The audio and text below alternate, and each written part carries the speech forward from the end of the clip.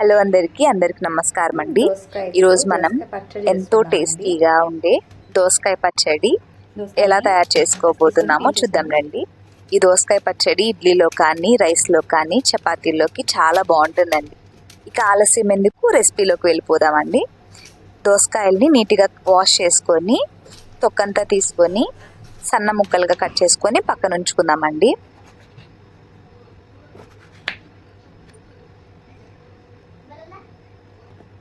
ఇప్పుడు ఒక ప్యాన్ తీసుకొని దాంట్లో 3-4 టేబుల్ స్పూన్ల ఆయిల్ పోసుకొని ఒక హాఫ్ కప్పు వేరుశనగ పప్పు తీసుకొని బాగా ఫ్రై చేసుకుందాం. పచ్చి వాసన పోయేంత వరకు బాగా ఫ్రై చేసుకోవాలండి వేరుశనగ పప్పుని. ఇవి బాగా ఫ్రై అయిన తర్వాత ఒక స్పూన్ జీలకర్ర, ఒక స్పూన్ ధనియాలు, అలాగే 15-20 దాకా ఎండుమిర్చి వేసుకొని బాగా ఫ్రై చేసుకున్న తర్వాత వాటిని తీసుకొని పక్కన పెట్టేసుకుందామండి. ఇప్పుడు అదే ప్యాన్లో కొన్ని తెల్లగడ్డలు, అలాగే మనం సన్నగా ముక్కలు కోసుకున్న దోసకాయ వేసుకొని బాగా ఫ్రై చేసుకోవాలి. ఇలా ఫ్రై అయిన దాన్ని మనం పక్కన ఉంచుకొని చల్లార్చుకోవాలి. ఇప్పుడు చిన్న ఉసిరికాయ అంత చింతపండుని తీసుకొని బాగా దంచుకోవాలండి.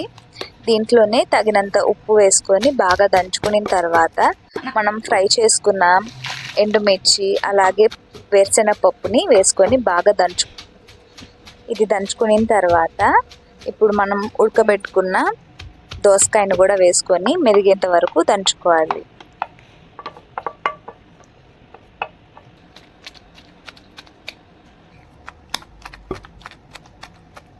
అంతే అండి, మెరిగిపోయింది కదా. మనం తిరుగుమాత వేసుకునే దానికి ఒక బౌల్లో తీసేసుకుందాం.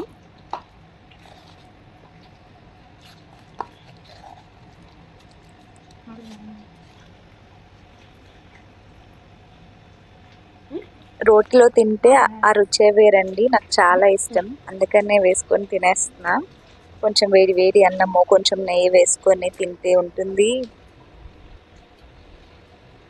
ఇప్పుడు మనం ఒక చిన్న బాండల్లో కొంచెం నూనె వేసుకొని ఆవాలు, జీలకర్ర, మినప్పప్పు, పచ్చనగపప్పు వేసుకొని, అలాగే ఎండుమిర్చి, కరివేపాకు వేసుకొని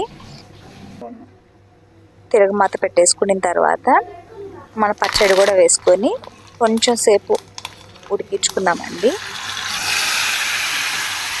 అంతే అండి, మన పచ్చడి రెడీ అయిపోయింది. మీకు కనుక ఈ వీడియో నచ్చినట్లయితే ప్లీజ్ లైక్ చేయండి, షేర్ చేయండి, సబ్స్క్రైబ్ చేయండి ప్లీజ్.